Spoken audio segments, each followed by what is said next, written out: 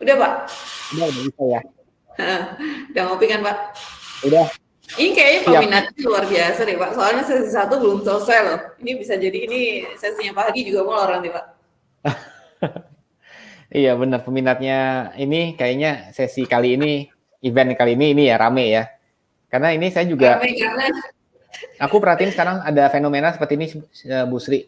Jadi anak muda zaman sekarang itu mereka tuh lebih haus, lebih hustle istilahnya dibanding kita. Kalau dulu tuh saya zaman SMA masih kuliah itu kerjanya main PS. Maksudnya jujur aja nih, kita tuh kerjanya main.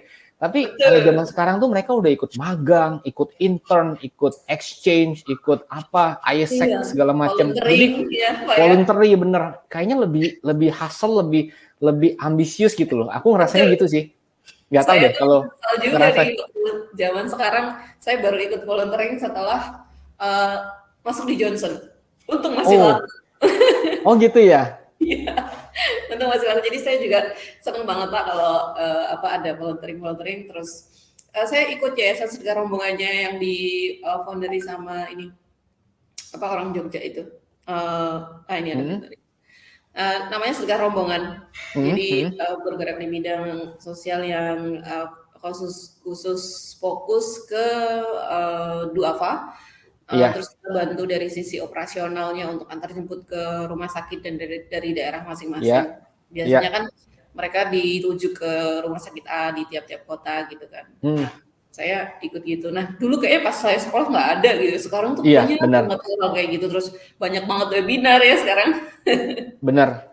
Dulu nggak ada ya. Makanya dulu mungkin platformnya juga nggak sebanyak sekarang. Kalau sekarang platformnya banyak Bu, banyak orang organisasi yang bikin, mereka bikin promosi eventnya, orang boleh daftar. Jadi sekarang kesempatannya banyak. Kalau dulu tuh kayaknya nggak ada ya. Kita taunya jarang gitu loh. Jadi hidup umur saya yang sekarang kayak pengen muda terus gitu karena berasa muda karena ini gabungnya sama teman-teman yang kayak lebih gini. Iya benar, yang masih 20 tahunan. Benar. Tapi itu memang fenomena. Jadi saya lihat tim-tim saya juga yang baru-baru itu masih muda tapi udah pengalamannya udah travel ke negara manapun, udah jadi traveling, udah ikut intern di sini sama di sana. Jadi wah gila, ini orang hebat banget ya. Jadi kadang ngerasa minder loh, jujur kita yang udah lebih senior tuh karena ngelihat anak zaman sekarang tuh sebegitu cepatnya bergeraknya, kita tuh jadi kayak wah gila, ini bisa jadi umur dia sampai ke kita dia bisa lebih hebat lagi. Bisa jadi. Bisa lebih ngejar gitu loh. Iya. Kayak contohnya sih kayak ini nih misalnya investasi. Zaman dulu kan kita boro-boro mikir investasi. Tapi anak zaman sekarang tuh udah mulai main kripto lah, main apa. Wah gila, ini hebat banget sih. Udah masih muda tuh tapi udah terbuka banget gitu loh wawasannya. Iya sih, makanya itu. Kita sekarang kayak udah kayak nggak ada batas gitu, tipis banget batasnya sama tipis dunia. Banget ya. Aku juga ngerasa gitu sih. Zaman sekarang tuh benar-benar tipis banget. Sejak digitalisasi itu semua itu, even generasi yang terbaru yang paling sekarang kan Gen Z ya sebutannya. Gen Z itu udah baru masuk aja udah langsung ngerti ini itu gitu loh. Iya. Itu yang is in my hand. Yes, betul. Ya itulah makanya kita harus bisa invest, harus bisa ini sih sebenarnya untuk generasi yang udah lebih lewat, misalnya kayak generasi yang udah lebih older, yang udah mau 30, 40, ya jadinya harus bisa ini ngejar juga ya sama generasi yang 20 tahunan.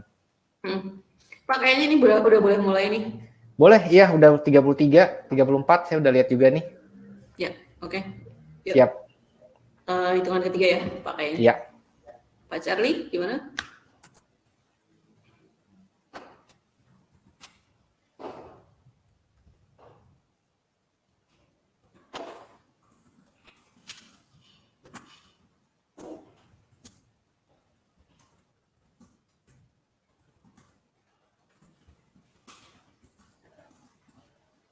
Satu, dua, tiga.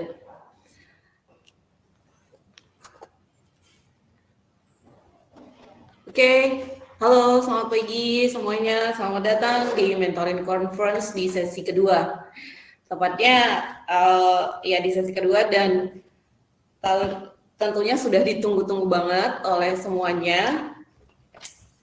Kenapa ditunggu? Karena topiknya sangat menarik banget. Nah, Tapi yang paling penting juga hari ini kita sudah mendatangkan speaker yang sudah sangat-sangat luar biasa dan pastinya nanti akan membawakan topiknya dan topik yang sangat relevan banget gitu.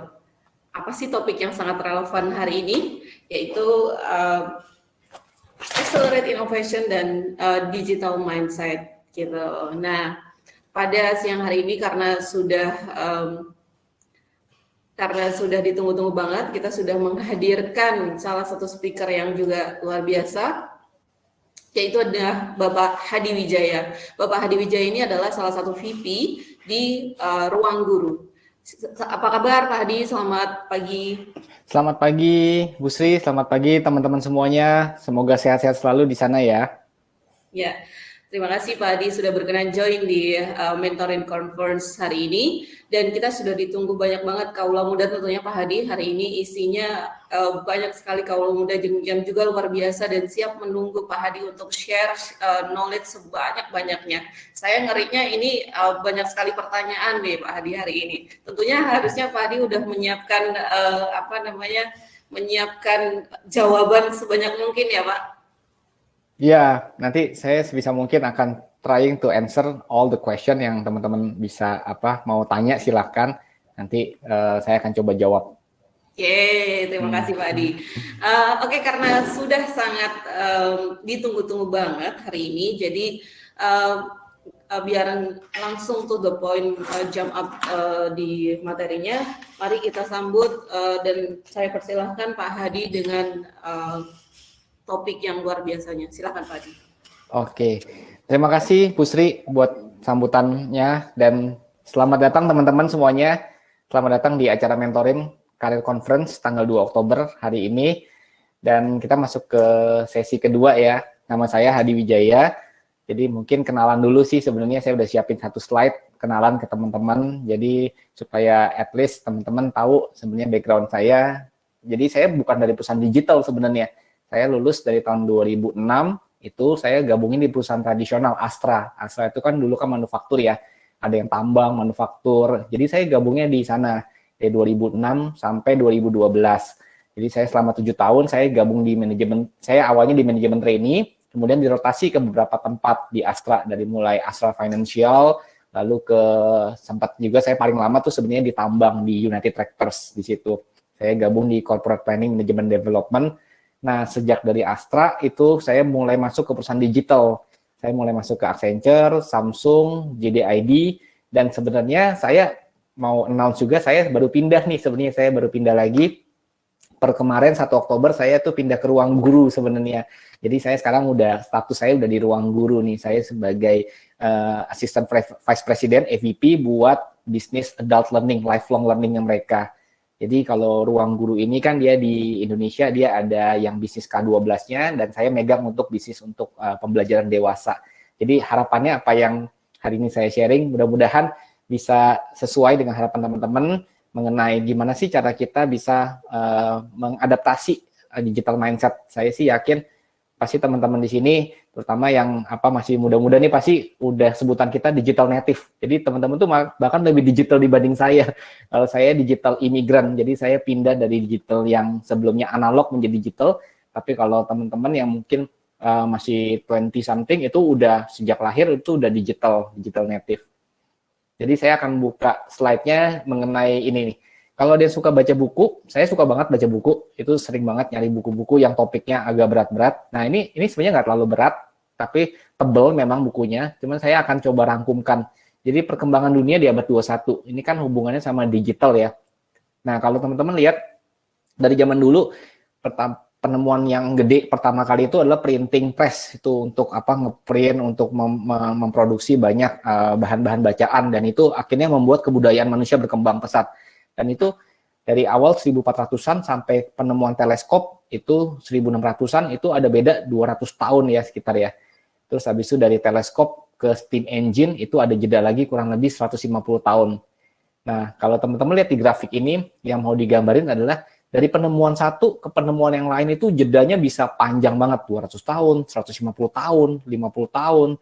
Tapi kalau teman-teman lihat makin ke sini, dari tahun 2000 ke atas itu tuh dari penemuan satu ke penemuan yang lain tuh makin pendek-pendek gitu. Dan bahkan sekarang kita nggak tahu lagi tuh nanti ke depannya sampai 2050 sampai 30 tahun dari sekarang itu penemuan apa yang akan dibikin. Itu kita udah nggak tahu. Jadi kecepatan dari teknologi sekarang tuh benar-benar sangat cepat. Jadi kalau kita lihat dulu penemuan itu butuh waktu lama untuk bisa ada penemuan yang lain yang berarti, tapi sekarang itu dalam hitungan tahun aja kita udah dapat perkembangan yang baru. Nah itu. Dan di buku ini itu menarik banget, Homo Deus dari profesor di Israel namanya Yuval Noah Harari. Itu buku ini saya tahunya pertama kali dari Bill Gates, dia merekomendasikan buku ini untuk dibaca.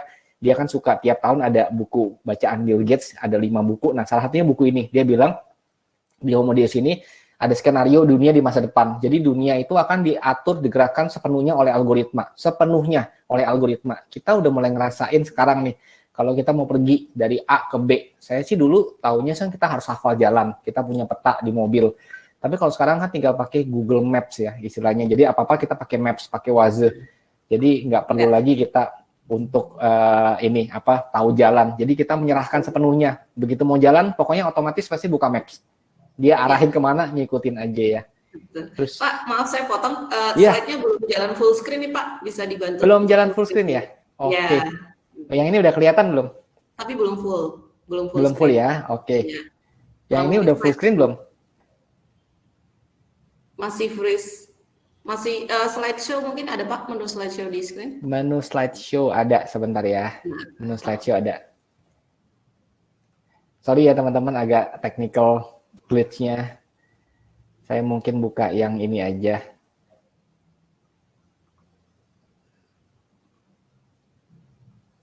Oke, saya sharing. Oke, saya sharing yang ini aja. Ini mungkin lebih full screen harusnya.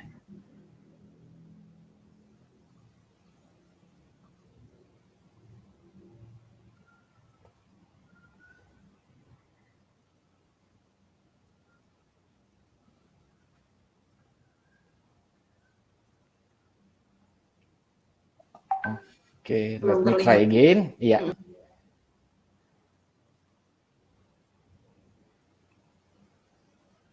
Udah full screen belum? Yes, betul. Sudah Pak.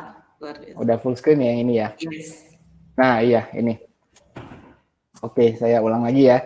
Nah, ini yang tadi tuh, yang beberapa skenario. Jadi di sini kita bisa lihat kalau nanti di masa depan itu dunia itu menurut buku Homo Deus ini dia akan digerakkan sepenuhnya oleh algoritma. Jadi ini adalah tahap awal. Jadi yang kita rasain sekarang ini adalah tahap awal dari kita menuju abad digital. Dan kita udah bisa ngerasain sekarang kalau kita mau pergi pasti selalu ngandelin namanya Maps. Jadi udah otomatis pasti kita buka Maps untuk bisa jalan. Terus kemudian yang kedua ada namanya biotek. Ini skenario yang ditulis di buku ini. Dia bilang adalah nanti ada namanya perpaduan antara biologi sama teknologi yang memungkinkan orang mengganti organ tubuh seperti spare part. Dan ini bisa memprolong umur hidup manusia. Dan ini juga udah banyak sekarang ya ada namanya tangan bionik. Jadi orang yang kehilangan tangannya, orang-orang bekas perang itu udah di Amerika tuh udah umum dan sekarang udah banyak sebenarnya. Dan tinggal menunggu waktu ketika organ-organ seperti ini itu benar-benar scalable dan bisa diproduksi secara massal. Dan ini akhirnya di-approve secara medis dan bisa menjadi kebiasaan yang baru. Dan ini tema yang kedua, biotek. Yang ketiga adalah pengobatan, vaksinasi. Nah ini zaman sekarang itu, kalau zaman dulu tuh ketika ada pandemi itu berat banget. Kalau zaman sekarang teknologi vaksinasi itu cepat banget bisa langsung solve the problem. Dan beberapa vaksinasi bahkan udah bisa untuk prevent orang dari penyakit-penyakit tertentu kan. Yang kita tahu kalau dulu tuh malaria atau chickenpox itu kan bisa killing humanity ya. Ada beberapa kasus dulu di Eropa misalnya ada Black Death atau Black Plague itu gara-gara penyakit tertentu. Tapi ketika ada vaksinasi, udah ada vaksinasi campak, ada vaksinasi chickenpox, ada vaksinasi polio segala macam, itu akhirnya pelan-pelan itu bisa memprolong umur hidup manusia. Dan ada skenario di sini ketika umur pensiun, sekarang kan umur pensiun kita 55 kurang lebih ya, masih kalau di perusahaan. Harapan hidup manusia itu bisa sampai ke 80. Berarti ada 25 tahun waktu kosong. Orang tuh 25 tahun dari pensiun sampai dia harapan hidupnya expectation-nya itu di usia 80 itu dia masih punya waktu yang sangat banyak sebenarnya. Nah, ini yang sebenarnya ini menjadi tema-tema ke depannya. Dunia digital ini mampu merubah dunia seperti ini. Nah, saya mau zoom in ke area yang kaitannya lebih ke profesional, ke pekerjaan. Zaman dulu kalau kita lihat 10 tahun yang lalu atau 15 tahun lalu, tahun 2005 contohnya, itu karakteristik dari perusahaan itu yang paling besar di dunia itu kan sifatnya aset-aset keras ya. Jadi seperti minyak, tanah, bangunan, mesin, terus dia punya aset lah istilahnya kayak GE, Exxon, BP. Tapi kita lihat makin ke sini tahun 2010, 2015 sampai 2020 sekarang the biggest top 5 company itu sekarang dikuasai oleh perusahaan digital. Yang karakteristiknya apa? Asetnya tuh udah nggak keras lagi, asetnya tuh lunak. Bahkan mereka nggak punya aset. Jadi kayak perusahaan-perusahaan kayak share ekonomi sekarang, misalnya Uber yang menjadi perusahaan taksi ride hailing terbesar di dunia, punya mobil nggak punya, mobilnya bukan punya dia, punya orang lain. Misalnya Airbnb itu rumahnya punya dia, bukan punya dia, itu punya orang lain gitu. Jadi asetnya itu lebih aset lunak, seperti talent, teknologi, intellectual property, hak paten dan yang lainnya. Dan sekarang kalau teman-teman juga ngelihat banyak perusahaan tuh udah mulai arahnya geraknya ke arah sini, perusahaan tradisional. Jadi contohnya Disney, mereka mulai bergeraknya ke arah streaming. Terus habis itu misalnya kayak Lego itu dulu kan cuma jualan mainan ya. Sekarang enggak lagi, dia tuh udah jualannya tuh udah beda. Yang dia jual tuh udah lebih ke intellectual property-nya dia. Dia tuh bikin theme park juga, dia bikin Lego Movie, dia kerjasama sama yang lain. Jadi nggak hanya dia cuma jual merchandise Legonya, tapi dia jual intellectual property-nya, Lego as a character. Seperti itu. Jadi kalau kita lihat zaman sekarang itu pergeserannya itu dari aset keras ke aset lunak. Nah, slide selanjutnya saya mau gambarin kalau efek pandemi nih. Mungkin banyak yang ngerasain kalau dulu kerja di perusahaan itu ada jargon nih, istilahnya kalau saya tuh sering banget tuh di Astra ada jargon transformasi, bikin project, tapi itu cuman kata-kata doang sebenarnya, on paper transformasi, tapi nggak bener-bener terjadi atau diinternalisasikan secara luas. Sejak pandemi ini terjadi nih, orang tuh bener-bener dipaksa untuk adopt digital, no matter what, harus bisa Zoom, harus bisa pesan makanan dari rumah, harus bisa beli sayur dari rumah, dan itu akhirnya orang tua saya pun akhirnya jadi belajar tuh, ajarin dong cara pesan makanan dari rumah. Tadinya nggak bisa, sekarang udah bisa pakai Shopee Food, udah bisa pakai GoFood. Jadi belajar gitu loh, orang tua, nenek. Jadi akhirnya jadi bisa gitu loh. Jadi pandemi ini itu efeknya sih luar biasa. Jadi mendorong digitalisasi itu yang tadinya cuman angan-angan, cuman jargon, sekarang tuh jadi kenyataan, harus realisasi, no matter what, do or die. Makanya kita lihat memang akhirnya sekarang kita berhasil benar-benar murni ya, kita bisa work from home istilahnya, yang dulu orang rasa nggak mungkin, ternyata setelah dijalanin mungkin. Dan saya pengalaman pribadi, saya mau share juga, sejak pandemi, kan saya sampai sekarang masih work from home juga, ada kesempatan dikasih kantor juga, memang dia work from home, kecuali bagian logistik. Nah itu semua kerjasama deal yang saya lakukan dengan perusahaan lain, misalnya kita bikin partnership misalnya, itu nggak pernah ketemu muka, semuanya lewat Zoom, kirim email, kita meeting Zoom, terus abis itu PKS kita bahas bareng-bareng lewat Zoom, saling kirim-kiriman, dan akhirnya kita sampai signing commercial agreement-nya itu udah lewat Zoom semuanya. Kita bikin event, itu semua lewat Zoom, dan kita rilis ke media. Dan ternyata bisa ya, kita akhirnya bikin kerjasama yang dulu harus ketemu muka, salaman, sekarang nggak perlu lewat Zoom. Itu akhirnya ngerasain, wah ternyata emang new normal ini benar-benar happening ya, it's happening now. Nah ini contohnya nih. Jadi untuk sistem kerja dari rumah, beberapa perusahaan itu udah mulai melakukan sampai sekarang. Dari awal pandemi mereka terus lakuin sampai sekarang, dan mereka ngelihat mungkin efeknya oke. Di Amerika tuh bahkan Google sama Facebook tuh beberapa pekerjaan itu udah ada opsi yang untuk full time dari rumah, jadi fully remote. Jadi mereka nggak perlu datang ke kantor untuk beberapa tipe pekerjaan. Bahkan ada di media massa itu, kalau teman-teman baca di Google, Twitter memberikan opsi bagi karyawannya untuk mau work from home dari rumah selamanya juga boleh gitu loh. Ada TNC-nya, tapi dia memberikan opsi tersebut gitu. Dan memang akhirnya kita perusahaan ngelihat ini lebih nguntungin juga kan, jadi nggak perlu sewa tempat, istilahnya mereka bisa lebih save cost, dan buat si employee-nya juga dia bisa punya waktu yang lebih fleksibel juga sebenarnya. Nah, saya mau masuk selanjutnya, ini slide yang menarik nih. Saya sedikit melakukan research buat sesi pagi ini, siang ini. Jadi kalau kita ngomong inovasi, ini kan pasti kaitannya sama perusahaan digital yang paling banyak inovasi. Ada beberapa metodenya sebenarnya. Jadi nggak cuma perusahaan digital, tapi perusahaan-perusahaan yang memang udah multinasional itu juga mereka tuh sangat terkenal inovasinya. Sumber inovasi dari mana saja sih?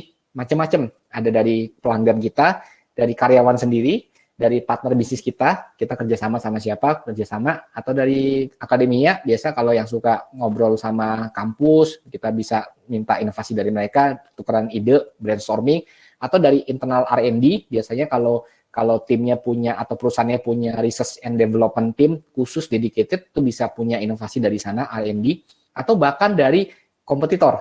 Jadi sebutannya niru, nanti saya akan jelasin nih metodologinya. Jadi metodologinya yang pertama namanya crowdsourcing. Inovasi itu crowdsourcing. Jadi kita bisa ngambil itu dari luar. Kayak contohnya Lego Creator. Itu kan banyak tuh Lego dia bikin. Itu sebenarnya kalau saya pelajarin itu Lego tuh nggak sepenuhnya mereka bikin sendiri. Jadi tim desainernya Lego ada, tapi mostly Lego juga kerjasama sama pelanggannya. Mereka bisa submit Lego desainnya mereka. Dan itu sebutannya crowdsourcing. Mereka submit ke Lego dan akhirnya sama Lego tuh di uji coba, dibikin prototipe-nya, dan dijadiin kenyataan, dibikin Lego versi komersialnya, dijual secara massal. Dan itu yang ngasih idenya dari pelanggannya Lego, dari fans-fansnya Lego. IKEA juga sama. IKEA ini salah satu orang yang suka salah satu perusahaan yang sering banget bikin crowdsourcing. Unilever, Adidas nih, Adidas tuh sering banget kalau teman-teman lihat di sini banyak sepatu-sepatu Adidas itu yang sifatnya itu benar-benar dari sayembara desainnya mereka. Mereka bikin sayembara desain, orang desain, dan akhirnya itu dijadiin kenyataan oleh Adidasnya. Itu yang external crowdsourcing. Kalau yang internal crowdsourcing juga banyak. Yang paling terkenal itu Starbucks. Starbucks itu minuman-minumannya itu ternyata mereka itu bikin sayembara di internal. Jadi yang bikin baristanya sendiri. Jadi baristanya bikin minuman versi Natal, bikin minuman versi tertentu, hari raya misalnya. Itu akhirnya setelah diuji coba dan menarik, ternyata akhirnya Starbucks ini membuat ide-ide barista ini menjadi kenyataan, dijual di semua toko Starbucks, akhirnya menjadi scale, menjadi produk yang dijual di semua toko Starbucks, nggak cuma di Indonesia, bahkan bisa juga di dunia. Itu adalah minuman-minuman yang diciptakan oleh baristanya Starbucks. Samsung, waktu saya kerja di Samsung, itu setiap tahun selalu ada sayembara desain, itu event yang rutin. Jadi memang akhirnya beberapa perusahaan ini mereka punya platform dan punya event yang untuk mengkapitalisasi ide-ide dari karyawan sendiri, dan buat karyawannya untungnya apa, mereka juga bisa punya manifestasi dari ide yang mereka punya. Akhirnya itu yang keuntungannya bagi karyawan maupun bagi perusahaan. Kemudian ada namanya co-creation atau kolaborasi. Nah, kalau co-creation ini itu sifatnya adalah dia meng-create sesuatu dari nol istilahnya. Jadi kayak contohnya si Lego Star Wars, dia co-create bareng Lucasfilm. Dia bikin Lego Star Wars. Jadi dia bikin, dan itu akhirnya booming. Semua orang tuh nyari Lego Star Wars tuh sampai sekarang susah. Beberapa Lego tuh bahkan langka, harganya bisa mahal banget. Nah, ini salah satu contoh co-creation. Dia co-create bersama. Lego Harry Potter. Atau yang terakhir nih yang paling terkenal kalau teman-teman ada ngikutin di timeline, itu namanya Lego Adidas. Yang bentuknya kayak sepatu nih. Ini persis nih, ini Lego tapi bentuknya kayak sepatu Adidas Superstar. Ini dia bikin co-create bareng antara Lego sama Adidas. Terus juga ada yang lain-lain, contohnya KFC Cheetos. Atau yang terkenal yang kita tahu di Indonesia, contohnya Indomie Citato. Jadi ini kan dua perusahaan di bawah Indofood Group ya. Jadi Indomie bikin Indomie rasa Citato, Citato bikin Citato rasa Indomie. Dibolak-balik aja sebenarnya. Jadi ini dia co-create bersama lah. Kalau kolaborasi ini sifatnya lebih ke nempel branding aja sih sifatnya. Jadi saling untuk mengakses fanbase satu sama lain. Contohnya paling terkenal kemarin McD BTS. Ini kan sampai pecah ya, booming istilahnya. McD cuma sekedar nempelin logo BTS warna purple aja langsung segitunya efeknya. Nah, ini kolaborasi. Jadi banyak tuh kolaborasi yang kita bisa lihat. Ada Cheetos, ada Vans sama Harry Potter, ada Louis Vuitton sama Supreme, dan masih banyak lainnya. Jadi kita untuk tukeran fanbase masing-masing itu bisa dengan akses kolaborasi. Nah, yang terakhir adalah Me Too Strategy. Me Too Strategy ini adalah strategi sebenarnya strategi niru nih. Jadi kita lihat banget nih ada beberapa contohnya banyak sekarang yang tadinya bermain di bidang e-commerce misalnya akhirnya masuk ke bidangnya makanan, masuk ke food, contohnya Traveloka, Shopee mulai masuk ke food, Traveloka ada Traveloka Eats yang tadinya bidangnya itu berbeda akhirnya masuk ke bidang yang sama. Salah apa enggak? Enggak salah. Menurut saya ini benar banget. Nah, zaman sekarang inovasi pertanyaannya adalah harus original enggak sih? kadang orang suka mikir inovasi itu maunya original. Itu yes and no. Memang inovasi kalau mau yang original itu kita bisa jadi perusahaan kelas dunia, kayak Lego, kayak Apple misalnya, itu original. Tapi kita pun tetap bisa jadi perusahaan yang besar dengan menerapkan mindset untuk kita melakukan inovasi dari Mitu strategi ini. Nah, bahkan contohnya kalau teman-teman lihat, ini sekarang TikTok kan sekarang terkenal banget ya. TikTok, semua orang tuh pindah ke platform TikTok. Banyak akhirnya yang ngikutin. Instagram contohnya bikin Reels, YouTube bikin namanya YouTube Shorts. Jadi semuanya bikin hal yang sama seperti si TikTok itu. Dan ini salah nggak? Nggak salah. Bahkan perusahaan gede aja ngelakuin hal yang sama tuh. Jadi saling adaptasi. Nah, ini namanya Mitu strategi. Nah, ini contohnya sih sebenarnya kalau penerapannya seperti apa, saya mungkin nggak akan share ini terlalu banyak. Teman-teman mungkin udah ngerasain juga kalau ada yang kerja di perusahaan digital sekarang, mungkin tahu nih ada sistem namanya squad. Jadi kalau dulu waktu saya masih kerja di Astra itu benar-benar silo. Jadi contohnya kalau saya orang service, saya taunya service aja. Jadi biasanya tuh pasti saling nyala-nyalain tuh antara service sama sales sama marketing sama operation itu saling nyala-nyalain karena masing-masing silo. Tapi kalau zaman sekarang kita itu udah punya di perusahaan digital itu kita sebutnya squad. Jadi kalau ada produk kita bikin squadnya dan itu sifatnya kita bisa cross function. Jadi antara satu fungsi dengan fungsi lain itu bisa bergabung untuk solving the same problem untuk produk yang sama. Nah, ini yang salah satunya. Nah, yang kedua juga ini nih sebenarnya saya pengen sharing adalah ini. Jadi kuncinya sebenarnya bukan seberapa cepat kita bikin sebuah produk, tapi seberapa cepat kita bisa membuat produk minimum untuk bisa segera diluncurkan ke pasar. Jadi sebutnya MVP ya. Mungkin teman-teman paham juga bagi yang kerja di perusahaan digital, saya yakin pasti paham di kantornya pasti bikin MVP. Jadi mulai ngomong sampai di launching bisa jadi itu hitungan bulan, cepat. Kalau dulu waktu saya masih kerja di Astra itu lama banget. Itu saya mau launching produk bisa hitungannya 6 bulan sampai 1 tahun baru benar-benar kick off. Dari mulai ngomong ide awal sampai kick off bisa setahun lama. Tapi kalau sekarang di perusahaan digital itu very quick, rasanya cepet banget. Jadi kita nggak harus bikin perfect dari awal, tapi yang penting bikin aja dulu. Dari mulai yang penting kan sebenarnya orang mau mulai kan misalnya bikin produk, mau bikin produk misalnya food delivery misalnya, itu mereka bisa mulai dengan apapun juga, nggak harus punya armada sendiri, bisa juga kerjasama sama yang lain. Yang penting mulai aja dulu. Terus dengan manual proses, yang penting kita mulai dulu sampai akhirnya kita bisa menyempurnain along the way. Nah, ini yang sebutnya MVP.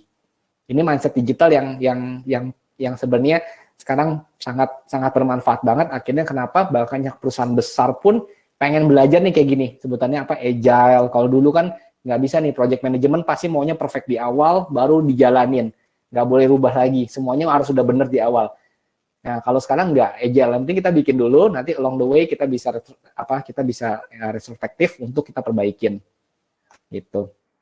Nah, ini sharing sedikit beberapa contoh. Saya juga research itu perusahaan-perusahaan digital itu mereka dari mulai level petingginya sampai ke bawah-bawahnya tuh mereka selalu untuk lihat yang ada di pasar seperti apa. Contohnya kalau di Gojek, Pak Nadiem Makarim tuh dulu waktu dia masih di Gojek tuh dia aktif di awal-awal Gojek berdiri berapa tahun pertama tuh dia tuh salah satu power user dari Gojek. Jadi dia jumlah trip paling banyak, sehari bisa pakai Gojek berkali-kali buat makanan, buat dia jalan kemanapun, si Pak Nadiem ini selalu pakai. Jadi dia tahu sebenarnya what's happening with the product langsung.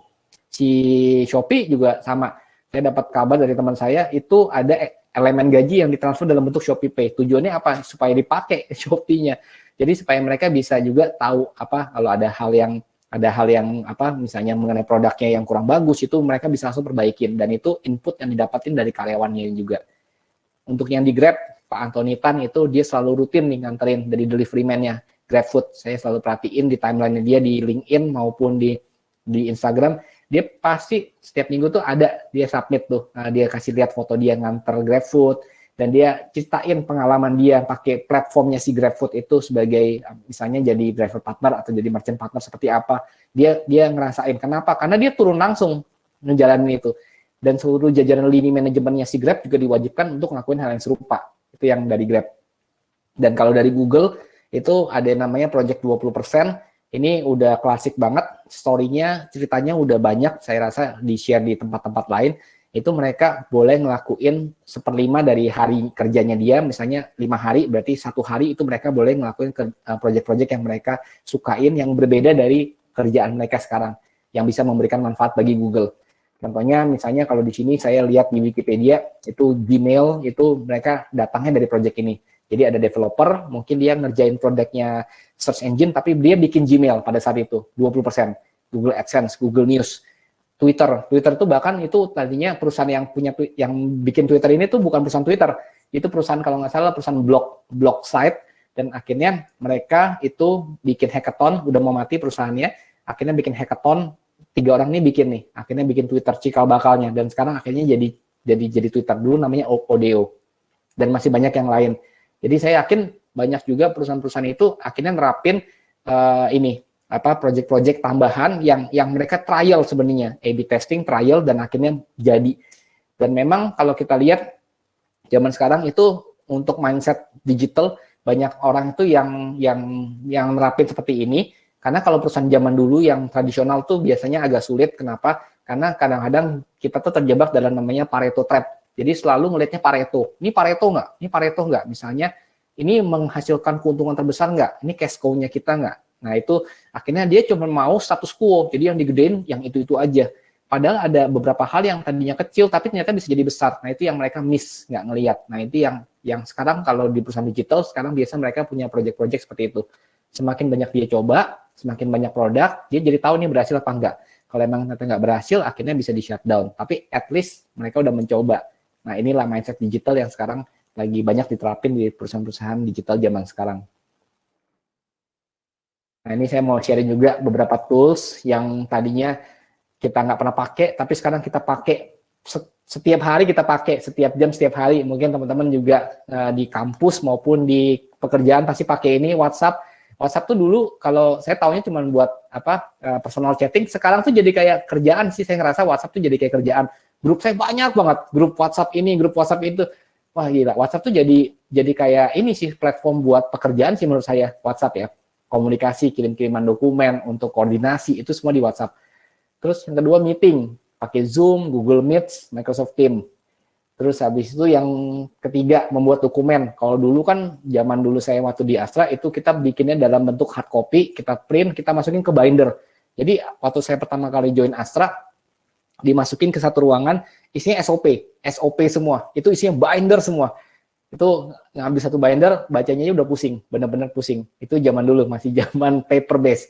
Nah, sekarang udah Google Docs, kita semua sharing link, Google Docs, kita bisa search dari situ, kita bisa nyari materi yang memang sesuai sama kita, udah ada linknya, dan kita tinggal klik. Jadi itu jauh lebih efisien, lebih cepat dibanding kita harus buka binder dan baca satu persatu satu lembar. Itu benar-benar painful. Nah memang kita ngerasain digitalisasi ini benar-benar akhirnya ngerubah dunia, cara kita kerja, pola kita kerja itu jauh lebih cepat, lebih efisien.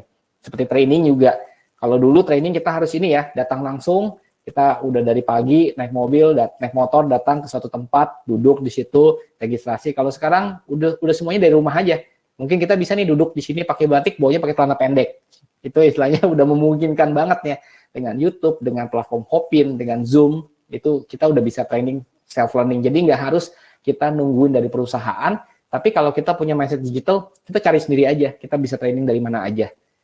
Nah, kemudian mengelola proyek sampai tanda tangan kontrak. Ini juga yang paling baru nih, nah, fenomenanya. Kalau dulu tanda tangan kontrak harus tanda tangan basah sebutannya ya. Kalau kita punya kontrak PKS, harus tanda tangan basah, diedarin gitu kan istilahnya, di paraf, tanda tangan.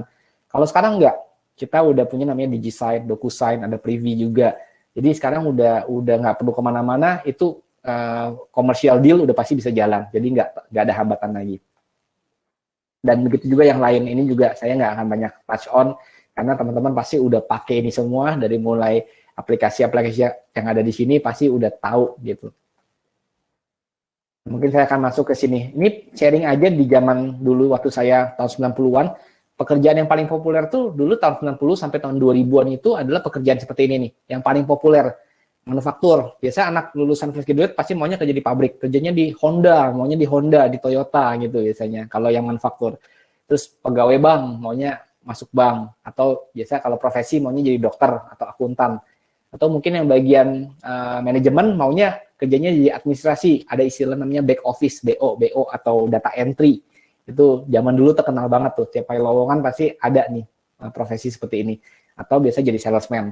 Ini pekerjaan paling populer di tahun 1990-an. Kalau sekarang, di tahun 2021, pekerjaan paling populer yang paling sering kita lihat openingnya software developer biasanya, engineer biasanya. Terus yang kedua designer, graphic, creatives biasanya. Terus yang ketiga marketing yang kaitannya sama digital marketing maupun marketing strategis.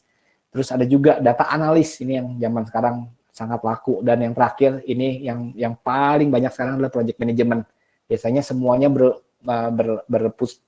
berkisar seputar project. Jadi ini teman-teman lihat ya, pekerjaannya yang dari zaman dulu sampai sekarang nih beda jauh. Yang kali ini tuh lebih kaitannya lebih hal-hal digital. Nah inilah akhirnya makanya kita mesti paham digital ini memang akhirnya merubah dunia, dan banyak orang yang akhirnya dipaksa untuk migrasi ke digital, nggak cuman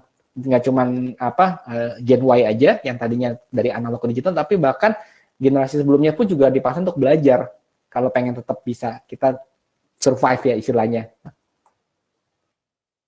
Ini saya mau sharing dikit, sebenarnya teman-teman mungkin bisa lihat di sini di chat ini ada di mana sih, kuadran mana teman-teman, ada di Gen X kah, atau di Millennials kah, atau di Gen Z. Nanti mungkin bisa sharing nih di kolom chat, nanti bisa dibantu sama Bu Sri juga sambil ngeliatin nih, kira-kira kita sedikit aja survei, banyakan di mana sih teman-teman yang join pagi ini, apakah dari Millennials, apakah dari Gen Z, apakah dari Gen X. Nah ini sekarang kita masuk ke area yang sifatnya lebih ke career aspiration, saya pengen sharing sedikit nanti nih. Jadi sekarang di kantor kita itu kita bisa ngelihat orang dari mulai yang tua, istilahnya yang udah lama, kerjanya udah puluhan tahun, sampai yang masih baru masuk, yang baru lulus kuliah, kita bisa lihat ya. Jadi sekarang kita masuk ke era di mana semua orang ini kumpul jadi satu, duduk bareng istilahnya. Mungkin saya next dulu biar cepat, nanti kita bisa masuk ke sesi tanya jawab ya.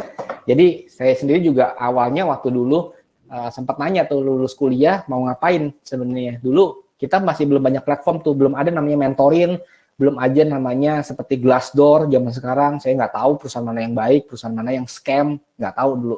Jadi kita benar-benar dengar aja dari masyarakat, misalnya oh dulu kalau kerja di Astra pasti bagus, ya udah. Oh dulu kalau kerja di Unilever atau di Johnson & Johnson pasti bagus, jadi kita apply ke sana.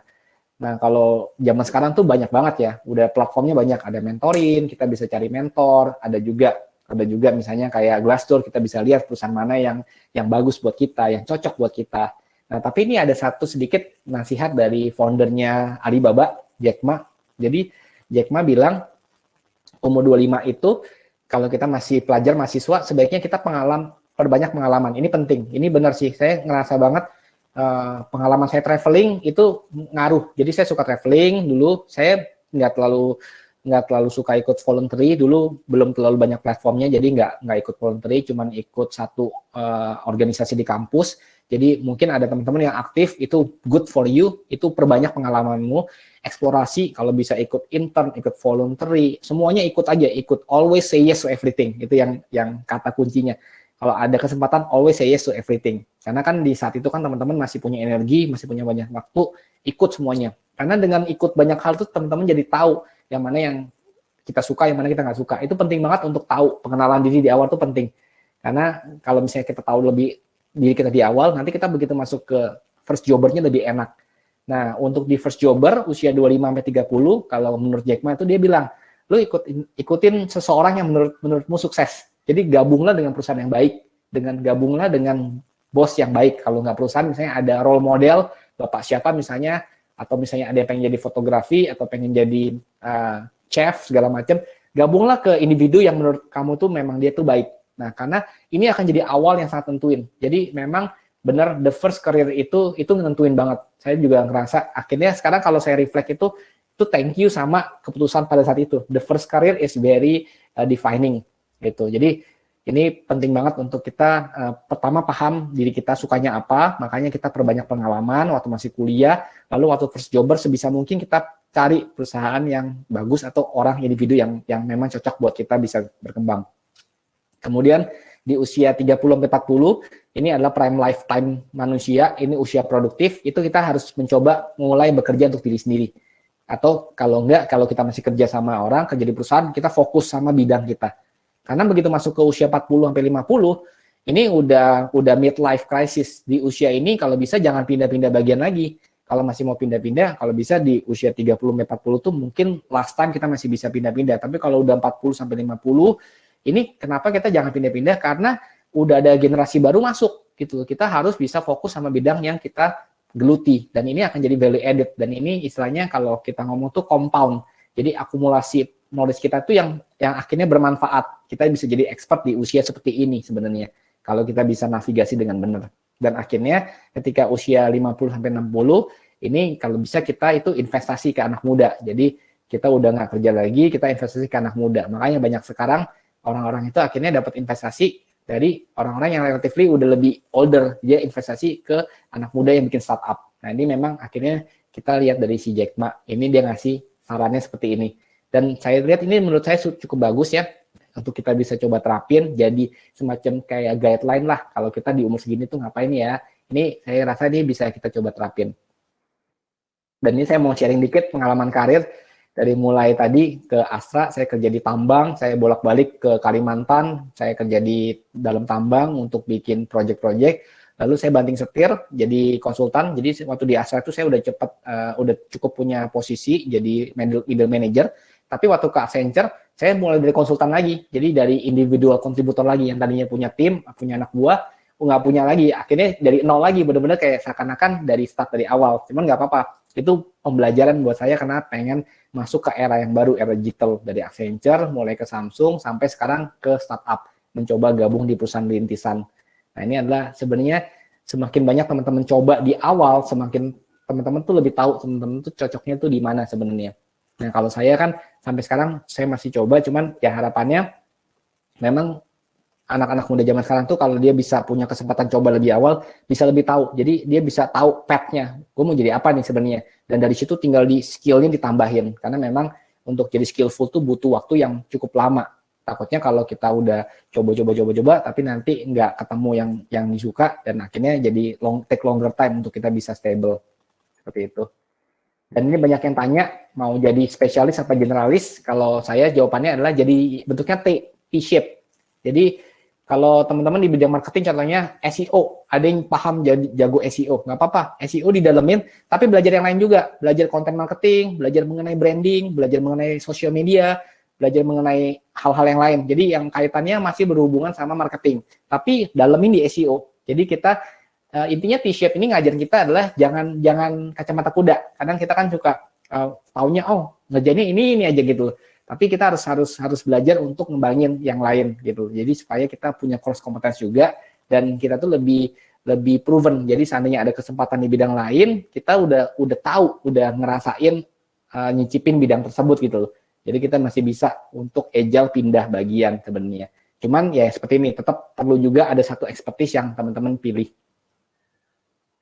Nah, ini terakhir ada beberapa slide saya mau sharing adalah essential skills yang teman-teman perlu. Ini saya udah rangkumin dari pengalaman juga. Jadi ada 4 essential skills. Nomor 1 adalah komunikasi. Jadi bukannya ilmu hard skill ya. Jadi bukannya bikin Excel, bukannya bikin PPT, bukannya bikin financial modeling, bukan itu. Tapi justru yang ini nih esensial nih. Ini kenapa? Karena ini sifatnya tuh lebih proven. Jadi yang pertama harus bisa komunikasi. Ngerti? Karena bayangin teman-teman kalau nggak bisa komunikasi, punya ilmu sepintar apapun tuh susah tuh sukses biasanya. Nah ini paling penting bisa komunikasi, dari mulai listening, kita bisa sama orang tuh baik, kita open mind, lalu kita bisa ngerti cara terima feedback, dan cara kita nyampein komunikasi itu sangat penting. Pertama komunikasi. Terus yang kedua network. Ini penting banget network. Jadi pertama komunikasi, yang kedua network. Jadi teman-teman ikut acara mentoring kali ini pun itu adalah ajang networking sebenarnya. Nanti ada sesi networkingnya kan. Itu important banget. LinkedIn itu sangat networking event. Teman-teman bisa add orang tersebut lalu bisa coba untuk say hi lah istilahnya. Itu networking. Jadi kita harus network sebanyak-banyaknya, dan kita ini karena akan ngebantu banget sih nanti kita jadi tahu misalnya teman-teman pengen masuk suatu perusahaan tapi udah kenal dulu orang yang kerja di situ, itu akan helping teman-teman a lot untuk bisa nanya-nanya di situ gimana sih budaya kerjanya. Jadi udah bisa tanya-tanya dulu. Atau kalau teman udah punya hubungan baik sama orang tersebut, itu bisa bahkan dibantu dipromosiin untuk masuk ke tempat tersebut yang teman-teman mau. Jadi network tuh benefitnya banyak. Terus yang ketiga, time management. Zaman sekarang itu zaman yang pilihannya banyak. Jadi kita punya semua hal yang bisa kita pilih, dan rasanya 24 jam tuh nggak cukup ya. Mau nonton Netflix, mau nonton mau kerja, mau bikin tugas, habis itu juga mau ikut sesi mentorin. Jadi kayaknya 24 jam itu nggak cukup. Bahkan mau baca buku aja yang tadinya mau komit aja kadang-kadang bisa nggak komit gara-gara ke distract. Jadi kita paling penting banget untuk kita ngatur time management kita. Dan ini ada beberapa hal yang saya mau sharing. Salah satunya adalah matrix ini. Kita kalau bisa bikin setiap hari kita harus tahu mana yang bagi kita itu urgent tapi nggak penting, atau urgent tapi penting, atau sebenarnya nggak urgent dan nggak penting. Nah ini yang kita bisa postpone dan kita harus disiplin. Time management sih kuncinya sebenarnya disiplin. Memang zaman digital kali ini saya sadar banget distract-nya banyak. Kayak saya itu selama saya ngobrol ini, handphone tuh saya taruh di lemari gitu loh. Jadi saya taruh di lemari karena kalau nggak pasti ke distract. Jadi kita harus bisa fokus. Nah ini paling penting time management. Sama yang terakhir adalah problem solving. Nah problem solving ini adalah cara teman-teman untuk bisa critical thinking, untuk bisa solving sebuah problem, untuk bisa berpikir secara terstruktur. Jadi apapun masalahnya, apapun bidangnya, kita harus bisa berpikir secara terstruktur. Jadi biasanya makanya kalau beberapa teman-teman pernah ikut pernah tahu tesnya kayak di Google misalnya, Google tuh suka ngasih tes yang aneh-aneh. Misalnya dia tanya ada berapa bola misalnya yang dijual, bola tenis dijual di Amerika dalam setahun. Nah itu kan pertanyaan yang aneh. Tapi cara jawabnya sebenarnya ada step by step-nya. Misalnya kita bisa jawab dari populasi, kita bisa jawab dari orang yang suka main tenis berapa, kita bisa jawab dari misalnya sekali main tenis ngabisin berapa bola. Dan itu namanya critical thinking. Orang berpikir secara runut, terstruktur, sampai akhirnya bisa mencari akar masalah. Jadi solve the problem. Jadi no matter industri apa yang teman-teman ada atau job function apa, pasti akan selalu ada challenge-nya dan kita penting banget untuk bisa punya solving problem.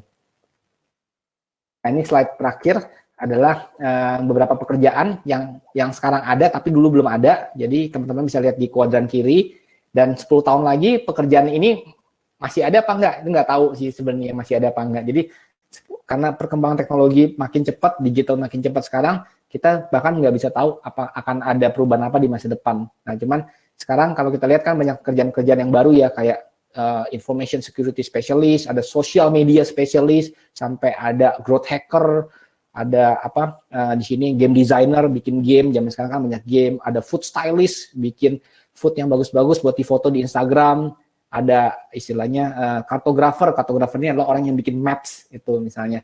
Dan kedepannya ada apalagi itu yang masih question mark. Jadi be prepared teman-teman dengan digital mindset, dengan agility, be open minded, dan kita harus nyiapin diri kita, dan kalau yang punya anak, nyiapin anak-anak kita.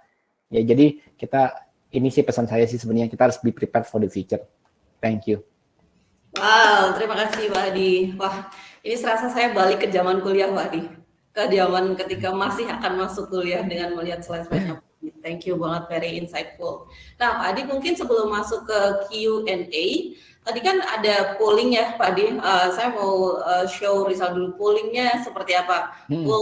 Yang pertama, ternyata audiens kita itu banyak berasal dari Gen Z, Pak Adi. Jadi 46,2% itu adalah Gen Z. Terus yang kedua berasal dari generasi milenial. Oh, nambah lagi ternyata angkanya bergerak dari, tapi emang masih di ranking pertama ada di Gen Z.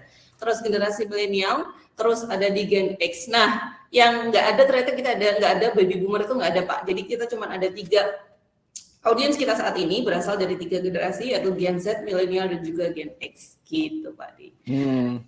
Ya. Luar biasa ya. Terus kalau pool yang kedua, generalis atau spesialis ya tadi Pak Adi. Nah itu kebanyakan kita berasal dari generalis. Yang kedua, tingkatan kedua ada di spesialis, 52,9%-nya di generalis. Wow. Oke, nggak apa-apa. Tapi tadi sudah mendapatkan learning sudah mendapatkan knowledge juga dari Pak Adi bahwa bagaimana sih how to handle mau generalis atau spesialis ya Pak ya. Jadi harusnya cukup bekal yang cukup untuk kita menghadapi nanti ke depannya gitu.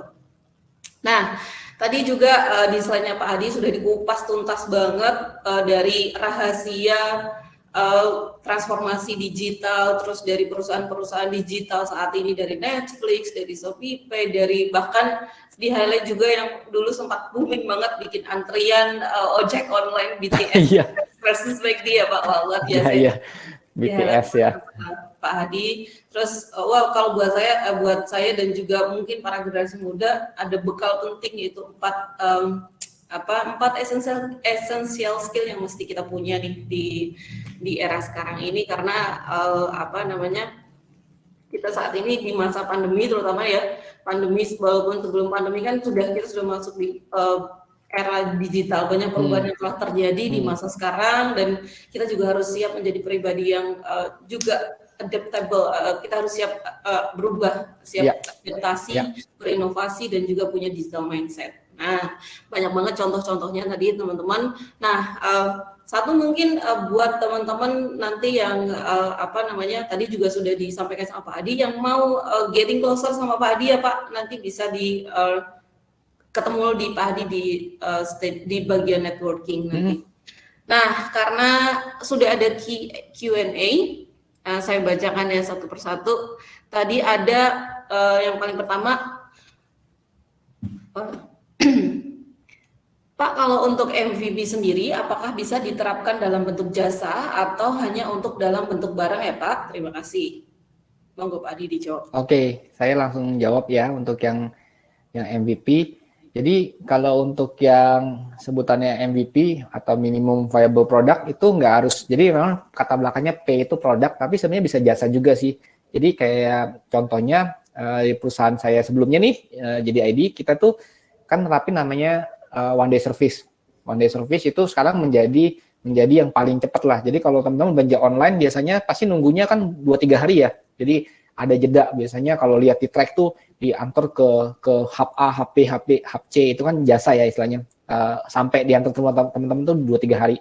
Jadi ID bikin udah 1 hari. Tapi kita pengen ningkatin lagi bikin yang namanya same instant langsung. Jadi begitu pesan 2 jam langsung sampai. Nah, untuk yang produk-produk grocery-nya, kalau zaman sekarang kan ibu-ibu lagi pandemi belanja di rumah, itu kan mau instan. Nah, itu kan bentuknya jasa sebenarnya yang kita bikin. Jadi menurut saya bisa banget bikin dalam bentuk jasa. Kayak contohnya yang food delivery zaman sekarang itu tuh semuanya jasa kan. Jadi nggak produk. Kalau produk tuh kan dia bikin. Contohnya kayak saya kerja di Samsung, bikin handphone yang bisa dilipat, itu produk ya. Tapi kalau zaman sekarang justru kalau saya lihat tuh bentuknya tuh semuanya jasa sih kayaknya. Dari mulai food delivery, dari mulai ride hailing, dari mulai kayak saya kerja sekarang baru di ruang guru itu juga jasa sebenarnya, konten kan istilahnya. Jadi hampir banyak sekarang justru itu bentuknya sifatnya lebih ke produk digital atau jasa. Jadi yes, bisa banget. Oke, siap. Go to yang kedua ya Pak. Kalau untuk yang tidak bekerja di perusahaan digital atau sejenisnya, bagaimana cara terbaik untuk bisa menjadi agent of change in terms of innovation and digital mindset? Ini menarik pertanyaannya Bu Sri. Jadi ini dilema ya, biasanya teman-teman kalau yang kerjanya di perusahaan tradisional atau di perusahaan yang non-digital, misalnya perusahaan-perusahaan yang relatively udah established, itu kan biasanya pasti akan merasa nemuin kendala. Kalau saya sih bisa kasih saran sebenarnya adalah kita harus bisa mulai dari apa yang kita bisa kontrol. Biasanya kalau teman-teman bisa punya tim sendiri atau misalnya teman-teman punya project sendiri, misalnya gabung sebuah project, minimal dari situ kita bisa coba trying juga untuk bikin sesuatu yang sifatnya itu digital, dari mulai membiasakan diri untuk pakai tools digital yang tadinya biasanya bikin contohnya paling simpel, yang tadinya bikin materi misalnya bikin PPT di laptop masing-masing, sekarang coba belajar pakai Google Docs misalnya. Jadi diicip-icip lah yang digitalnya itu. Jadi kalau yang tadinya ngatur project-nya itu misalnya pakai manual, sekarang mulai pakai tools yang tadi ada, misalnya pakai Slack atau misalnya pakai monday.com, itu bisa coba trying digital untuk koordinasinya supaya lebih digital seperti apa. Nah, kalau perusahaan yang nggak digital itu memang itu akan, kalau kita pengen bikin sesuatu yang besar itu mungkin akan perlu waktu. Kenapa? Karena memang kita perlu yakini manajemennya, dan memang untuk digital itu sangat penting dari atasannya. Makanya tadi kan ada satu slide yang kita lihat justru bosnya sendiri yang turun langsung ngasih contoh, dari mulai Grab, dari mulai Anthony Tan dari Grab, atau Pak Nadiem dari Grab, itu memang leadernya sangat penting.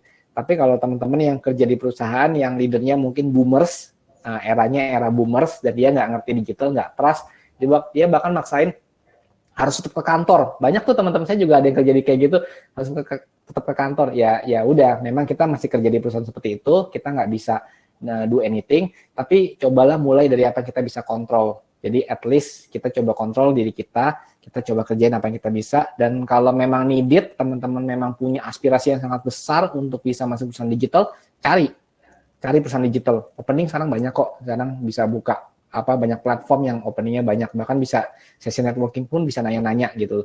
Apakah misalnya bisa masuk nggak sih ke perusahaan digital, itu bisa banget. Jadi kalau saya sih selalu ngerasa kalau saya nggak bisa rubah apa yang mau saya rubah, ya udah saya cari memang tempat yang bisa mendukung aspirasi saya. Tapi kalau saya ngerasa saya masih bisa berubah di perusahaan tersebut, masih mengakomodir, ya kita sebisa mungkin kita coba lakukan sebaik mungkin apa yang ada dalam kontrol kita. Harusnya seperti mentoring ini juga ini ya, cara terbaik ini juga platform ya, nih, iya, ini kan nanti abisnya bisa networking, kita bisa ngobrol-ngobrol sebenarnya. Nanti abisnya kita bisa tukeran LinkedIn, misalnya bisa saling say hi di situ. Itu semua platform. Sebenarnya zaman sekarang enak banget, platformnya banyak ya. Kalau zaman dulu kan nggak ada kayaknya. Iya, saya juga kan nggak bekerja di dunia digital nih, jadi kayak saya part of mentoring ini, wow, menjadi ini banget, padah juga. Terus next question, Pak Hadi. Hi Pak Hadi, thanks for the insight. Just curious, how much time do you spend to reach each day? Wow, ini bertanya personal Pak Hadi. Gimana? Boleh diulang? Yang terakhir. Just curious, how much time do you spend to reach each day? Berapa waktu yang dibutuhkan Pak Hadi untuk menghabiskan dalam satu hari gitu? Mungkin ketika Pak Hadi yang tadi kan Pak Hadi di slide-nya kayaknya 24 jam nggak cukup nih, mau join mentoring, mau ini, mau kerja, mau bagi waktu gitu.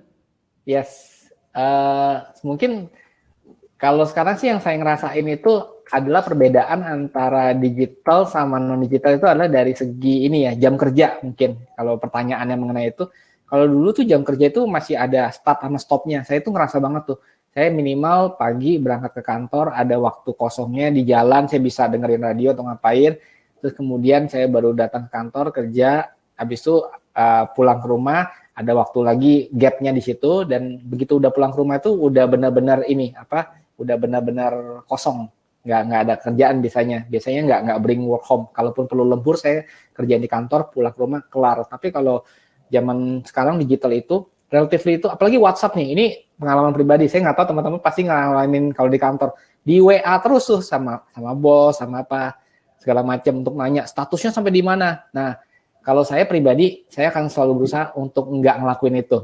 Disiplin, at least saya harus walk the talk, apa yang saya mau buat, saya harus lakukan buat diri saya, dan saya juga harus bikin environment buat tim saya. Tapi namanya kerja sama orang ya, kita kan belum kerja sendiri, belum jadi founder, kerja sama orang ya ikutin aja gitu loh. Dan kalau buat saya pribadi, saya tuh sampai malam-malam juga masih reachable. Cuma memang kadang-kadang saya suka ngasih pushback, misalnya sorry ya, saya lagi sama anak saya, nanti saya akan bales misalnya jam 10 kalau dia udah tidur misalnya. Tapi at least saya tuh ngasih tahu, jadi nggak didiemin. Jadi itu part of komunikasi. Kalau memang nggak bisa, kasih tahu dan kasih tahu solusinya seperti apa. Seperti itu loh. Jadi coba negosiasi, coba komunikasi. Dan kalau terkait sama jam kerja, sekarang jam kerjanya lebih panjang.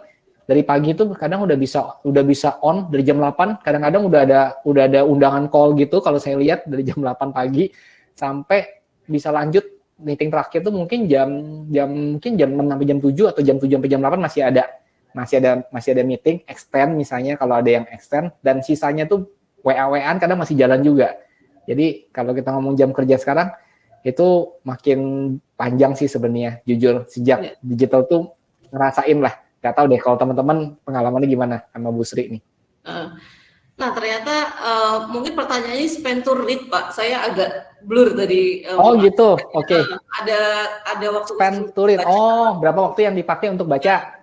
Kalau baca, saya baca itu sehari itu minimal 1 bab. Jadi kalau di buku, contohnya baca buku Grit yang dari Angela Duckworth, atau baca buku Mindset dari Profesor Carol Dweck, atau tadi baca bukunya Sapiens atau Homo Deus, itu kan buku tebal.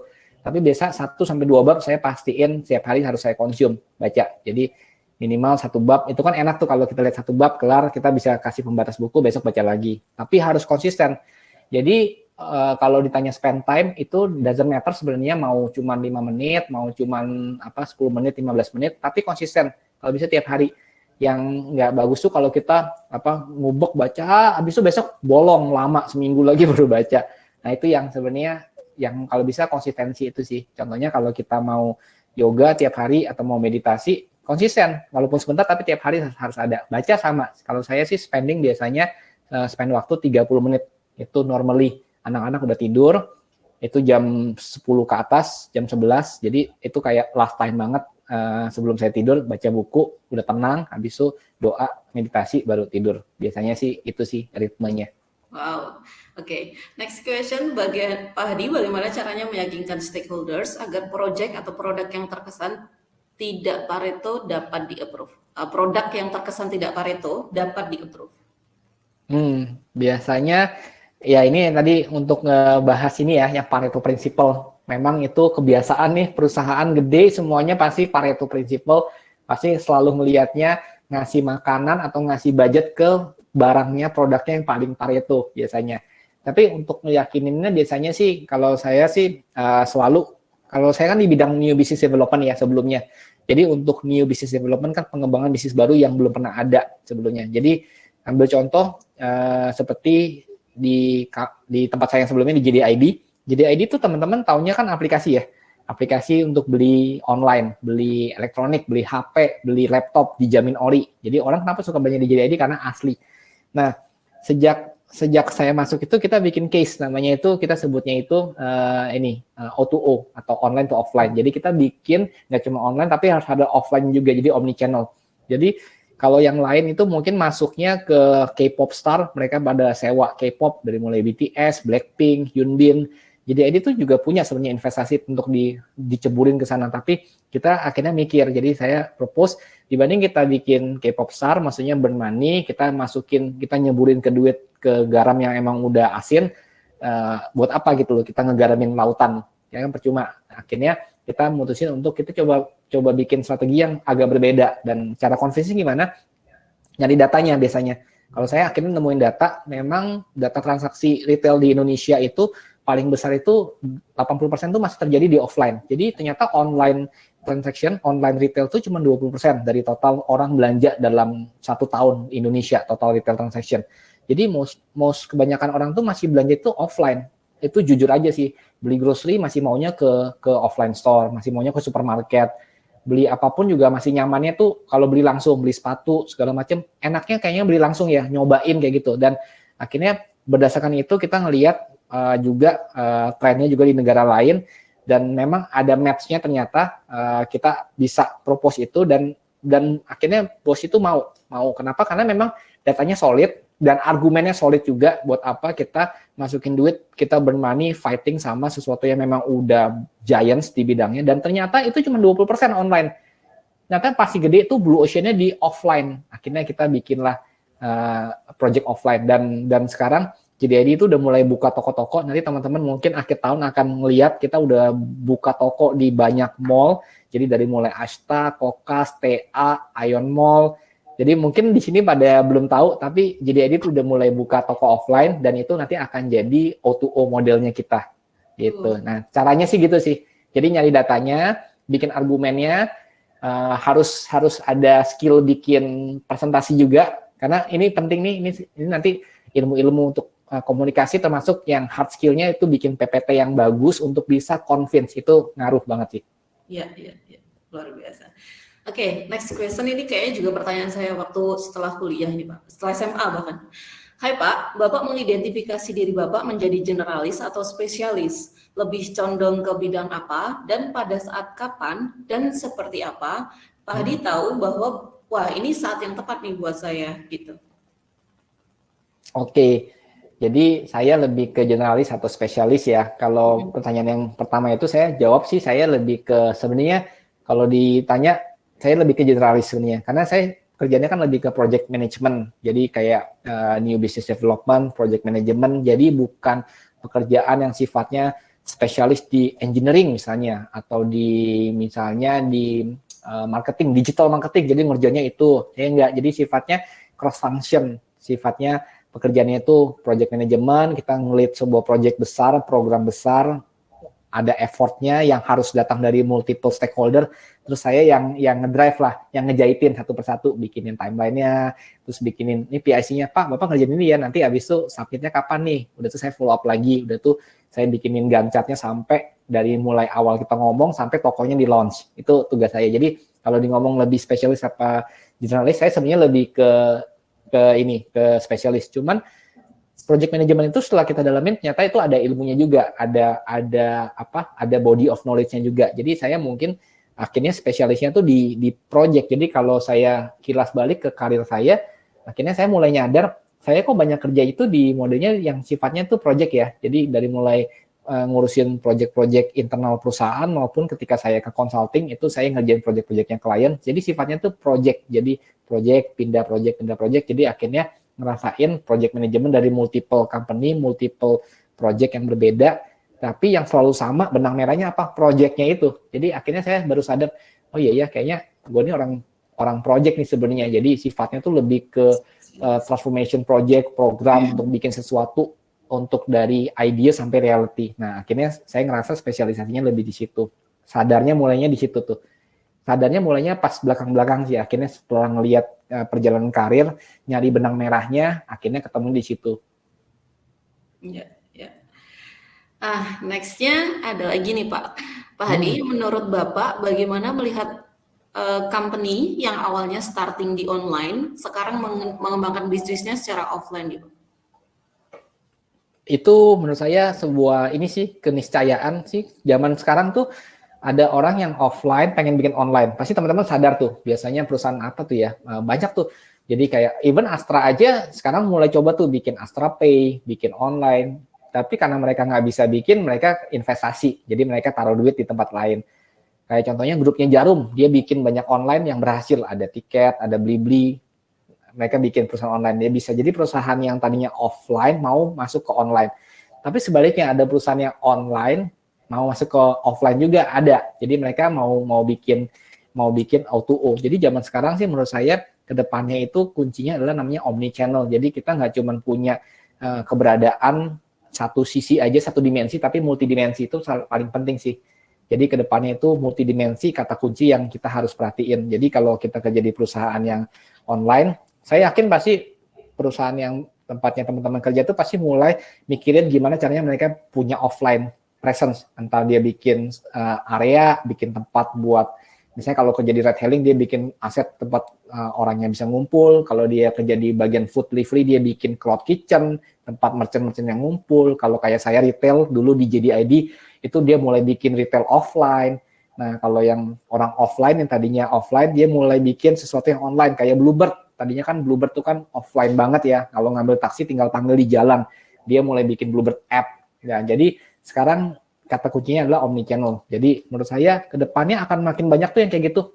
Jadi migrasi. Jadi orang perusahaan yang offline bikin online, perusahaan yang online bikin offline. Ya. Ya, ini pertanyaan dari Pak Syaifullah. Nanti Pak Syaifullah kalau misalkan belum mau lebih rich lagi bisa di networking session sama Hadi Wijaya ya Pak Syaifullah.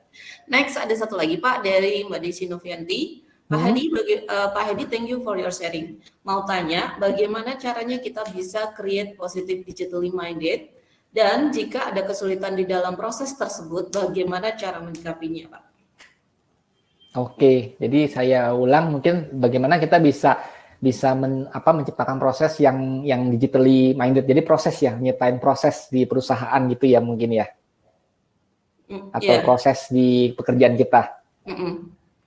Oke. Biasanya sih kalau untuk proses kita sih bisa mulai coba dari beberapa hal yang memang toolsnya udah ada, kita bisa bikin digitalkan. Jadi contohnya yang tadinya misalnya bikin dokumen yang masih sifatnya harus di print, hard copy, kita mulai pakai tools-tools yang ada.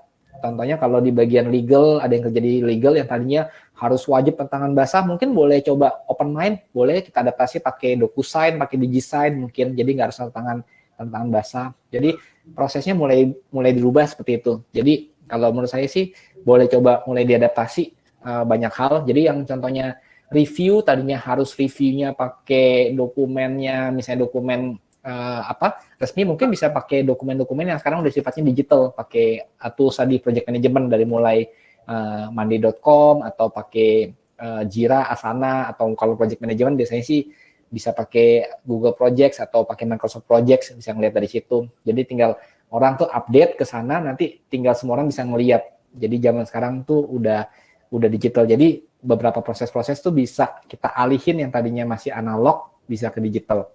Bisa mulai dicoba sedikit-sedikit. Jadi menurut saya sih coba dulu sedikit-sedikit. Tapi kalau emang pengen langsung di revamp semua juga bisa. Cuman saran saya sih start dari kecil-kecil dulu aja hal-hal yang bisa kita rubah. Tapi yang krusial ya. Yes. Wow, thank you Pak Hadi. Ini mungkin questions terakhir nih. Atau ada lagi nih kayaknya dari tadi sih 11 menit yang lalu ini pertanyaan terakhir. Ya. So, ini juga udah 12.14 Pak Hadi. Ya. Luar biasa. Pak Hadi, terima kasih waktunya dan juga buat para member dan audiens semuanya, terima kasih banyak sudah hadir di sesi ini, Mentoring Indonesia Virtual Career Conference sesi kedua yang di-speakeri oleh Bapak Hadi Wijaya. Terima kasih Pak Hadi atas kehadirannya di Mentoring, sehat selalu semuanya, baik Pak Hadi dan juga para audiens. Dan dengan berakhirnya question ini, kita akhiri juga sesi kedua pada Mentoring Conference hari ini. Terima kasih semuanya, terima kasih Pak Hadi. Terima kasih, sampai ketemu di sesi networking ya. Yeay.